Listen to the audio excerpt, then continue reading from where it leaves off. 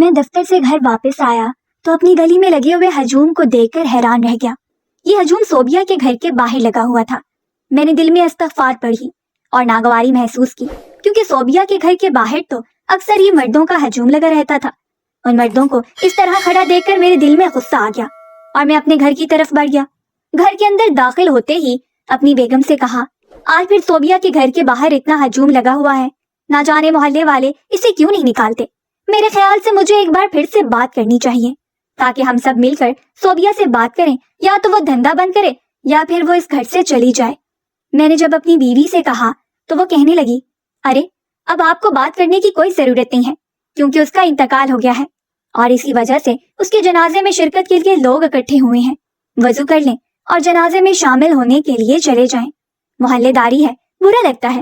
اپنی بیوی کی زبانی سن کر میں بے حد حیران رہ گیا اور کہنے لگا، ارے وہ تو بالکل ٹھیک تھی، اچانک انتقال کیسے ہو گیا؟ جبکہ میری بیوی کہنے لگی، 2-4 دن سے اس کی طبیعت کچھ ٹھیک نہیں تھی، اسے نمونیا کی شکایت ہو گئی تھی اور پھر وہ انتقال کر گئی۔ صبح سے کافی لوگ اس کے گھر پر جمع ہیں، مغرب کے بعد جنازہ ہے، آپ بھی چلے جائیں۔ میری بیگم نے مجھے یہ کہا تو میں نے سر ہلا دیا، حالانکہ میں جنازے میں جانا نہیں چاہتا تھا۔ صوبیہ جیسی عورت جسے نہ دین کا پتہ تھا، نہ دنیا کا پتہ تھا اور نہ ہی اپنی اور کسی اور کی عزت کا خیال تھا، میں اس کے جنازے میں کیوں شامل ہوتا؟ لیکن پھر یہی سوچ کر اس کے جنازے میں شرکت کر لی۔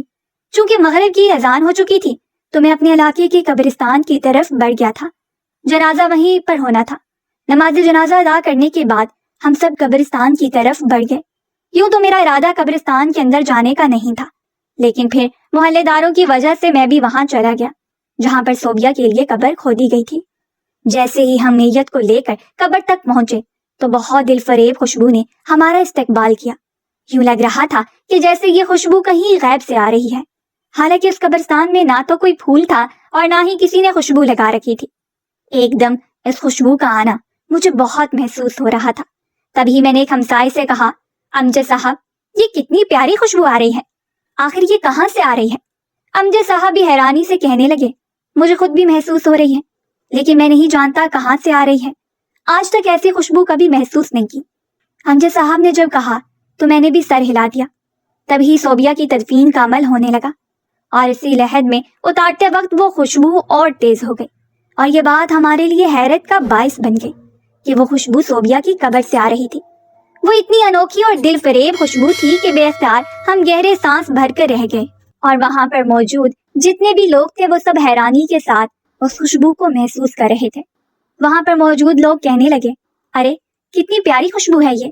بات بہت حیران کن ہے کہ ایک ایسی عورت جو اپنی زندگی میں اچھے اعمال نہیں کرتی تھی بلکہ مردوں کے ساتھ اس کے تعلقات تھے، اب اس کی قبر سے یوں دل فریب مہک کا اٹھنا اپنے آپ میں ایک معجزہ ہے۔ سب کی طرح میں بھی حیران تھا۔ صوبیہ کی تدفین کرتے ہوئے وہ خوشبو اور بڑھتی گئی، اس کی قبر بھی بے تحاشا ٹھنڈی ہو چکی تھی اور ایسا لگ رہا تھا کہ جیسے صوبیہ کی بخشش ہو گئی ہے۔ صوبیہ کو دفنا دیا گیا، لیکن اس کے دفنانے کے بعد بھی میں کتنی دیر امجد صاحب کے ساتھ اس کی قبر کے پاس کھڑا رہا۔ امجد صاحب بھی کہنے لگے، ارے یہ عورت تو اچھی نہیں تھی، آج تک اس کے بارے میں کبھی اچھی بات نہیں سنی، تو پھر اب ایسا کیا ہو گیا کہ اس کی قبر سے اتنی پیاری خوشبو اٹھ رہی ہے اور قبر بھی اتنی ٹھنڈی تھی؟ میں نے بھی امجد صاحب کی بات کی تائید کی اور کہا، جی بالکل، میں تو خود حیران ہوں۔ اس عورت کے بارے میں تو بہت غلط باتیں مشہور تھیں کہ یہ عورت دھندا کرتی ہے اور اس کے گھر کے باہر بہت سے مردوں کا ہجوم رہتا تھا، لیکن آج اس کی قبر سے اٹھنے والی خوشبو تو کچھ اور ہی کہہ رہی ہے۔ میں بھی کسی گہری سوچ میں گم ہو گیا۔ گھر آ کر پھر میں عجیب سے الجھن میں مبتلا رہا تھا۔ تبھی میں نے اپنی بیوی سے کہا، بیگم یہ صوبیہ کیسی عورت تھی؟ وہ کہنے لگی، میں تو اس کے گھر کبھی جاتی ہی نہیں تھی، کیونکہ صوبیہ کے گھر طرح طرح کے مردوں کا آنا جانا دیکھا ہے اور ہر بار نت نئے مرد دکھائی دیتے تھے، اسی وجہ سے عورتیں اس کے گھر میں نہیں جاتی تھیں۔ سر کے مردوں نے انہیں منع کر رکھا تھا کہ صوبیہ سے کوئی میل جول نہیں رکھنا، اس لیے محلے میں اس کے بارے میں طرح طرح کی باتیں مشہور ہیں، اور میں خود بھی نہیں جانتی کہ وہ کیسی عورت تھی، کیونکہ بس آتے جاتے کبھی اس کے ساتھ سلام دعا ہی ہو جاتی تھی۔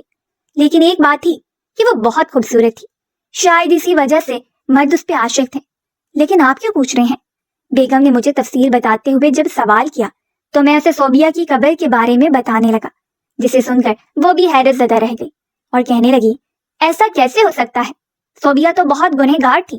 بیگم نے مجھ سے کہا تو میں خود بھی گہری سوچ میں غرق تھا۔ مجھے خود اس بارے میں اتنا اندازہ نہیں ہے، لیکن میں اس معاملے کی تہہ تک ضرور پہنچوں گا کہ ایک عورت کو ساری دنیا غلط کہہ رہی ہے، لیکن اللہ کے نزدیک وہ کیوں پسندیدہ ہے؟ آخر اس کا کون سا عمل اس کے لیے قبر کی خوشبو بن گیا؟ مجھے یہ جاننا ہے۔ تبھی بیگم کہنے لگی، ضرور آپ پتہ کریں، آخر ایسی کون سی بات ہے جو ہمیں نہیں معلوم؟ بیگم نے یہ کہہ کر وہاں سے اٹھنے کی اور میں صوبیہ کی قبر اور اس میں سے اٹھنے والی خوشبو کے بارے میں سوچنے لگا۔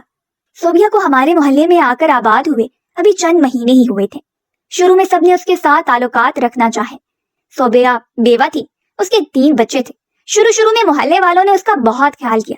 صوبیہ کو یہاں پر شفٹ ہوئے کچھ دن ہی گزرے تھے جب اس کے گھر کے باہر اکثر مردوں کا جھمکٹا لگا رہتا، ایک مرد آ رہا ہے تو دوسرا جا رہا ہے۔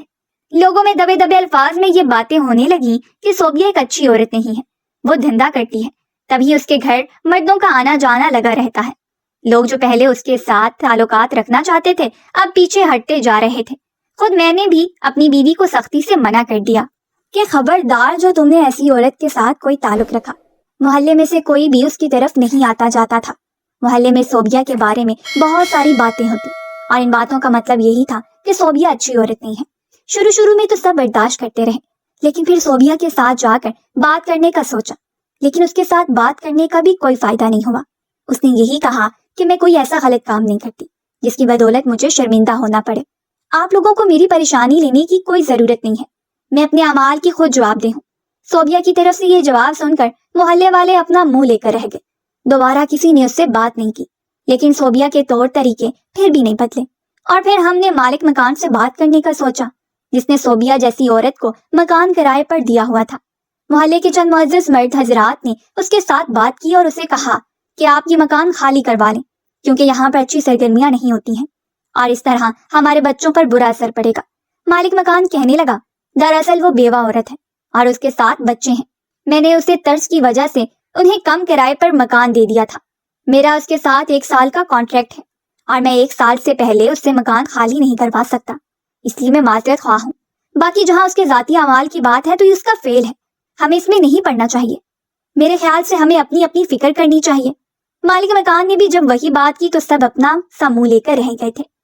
اس کے بعد دوبارہ کسی نے صوبیہ کے حوالے سے بات تو نہیں کی، لیکن صوبیہ کے گھر کے آگے جب مردوں کا ہجوم دیکھتے تو بہت ناگواری محسوس کرتے، چونکہ مجھے صوبیہ کے دروازے کے آگے سے گزر کر گھر آنا پڑتا۔ اسی وجہ سے میں جب بھی وہاں سے گزرتا تو مردوں کو کھڑا دیکھ کر ناگواری محسوس کرتا، دل میں لاحول پڑتا ہوا گھر لوٹ آتا تھا۔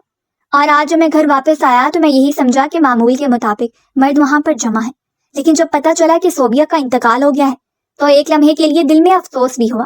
تاہم اگلے ہی لمحے اس بات کا خیال آ گیا کہ چلو اب محلے کا ماحول صاف رہے گا اور صوبیہ کا مر جانا ہی بہتر تھا۔ لیکن اب جب میں قبرستان سے واپس لوٹا تو اس کی قبر سے اٹھنے والی خوشبو نے مجھے کچھ اور ہی سوچنے پر مجبور کر دیا، اور اس وقت مجھے تصویر کا دوسرا رخ دیکھنے کی خواہش ہو رہی تھی۔ میں سمجھ نہیں پا رہا تھا کہ آخر صوبیہ کی قبر سے اٹھنے والی خوشبو اس کے کس اعمال کا نتیجہ ہے۔ اگلے دن میں صوبیہ کے گھر پہنچ گیا۔ اس کے گھر پر اس وقت سناٹے بول رہے تھے۔ وہ مرد اور عورتیں جو اکثر اس کے گھر آئے رہے تھے اب کوئی بھی موجود نہیں تھا۔ اس کے دونوں بیٹے پریشان سے بیٹھے ہوئے تھے۔ میں نے پہلے تو ان سے ان کی والدہ کا افسوس کیا اور پھر ان سے کہنے لگا، بیٹا برا مت منانا، لیکن تم جانتے ہو کہ محلے میں تمہاری والدہ کے بارے میں لوگ اچھی رائے نہیں رکھتے تھے اور اکثر ان کے بارے میں غلط باتیں ہوتی تھیں۔ لیکن کل جب میں قبرستان میں انہیں دفنانے کے لیے گیا تو وہاں پر موجود قبر میں سے اٹھنے والی خوشبو نے مجھے کچھ اور سوچنے پر مجبور کر دیا۔ آخر تمہاری والدہ کا ایسا کون سا عمل تھا جو ان کے لیے آخرت کی نجات کا ذریعہ بن گیا، اور قبر سے اٹھتی ہوئی خوشبو نے ہماری روح کو مہکا دیا؟ آخر ایسی کون سی بات تھی جو ہمیں پتہ نہیں ہے؟ اگر ہم غلط ہیں تو ہمیں بتاؤ، کیونکہ مجھے ساری رات اسی بے چینی کی وجہ سے نیند نہیں آئی۔ میں نے صوبیہ کے بیٹے سے جب کہا تو وہ ایک دم رونے لگا اور اپنی ماں کو یاد کر کے کہنے لگا، انکل، لوگوں نے میری والدہ کے بارے میں غلط باتیں پھیلائی ہیں، سب جھوٹ ہے، سب پروپیگنڈا ہے، میری والدہ کو بدنام کرنے کی سازش ہے اور کچھ بھی نہیں۔ میری والدہ نیک عورت تھی، وہ حافظ قرآن تھی اور ہر وقت اس کی زبان ذکر سے تر رہتی تھی، وہ ہر وقت قرآن پاک کی تلاوت کرتی رہتی تھی۔ میری والدہ کی زبان میں اللہ تعالیٰ نے بہت تاثیر رکھی تھی، کیونکہ والدہ جب کسی کے لیے دعا کرتی تو اس کا کام ہو جاتا۔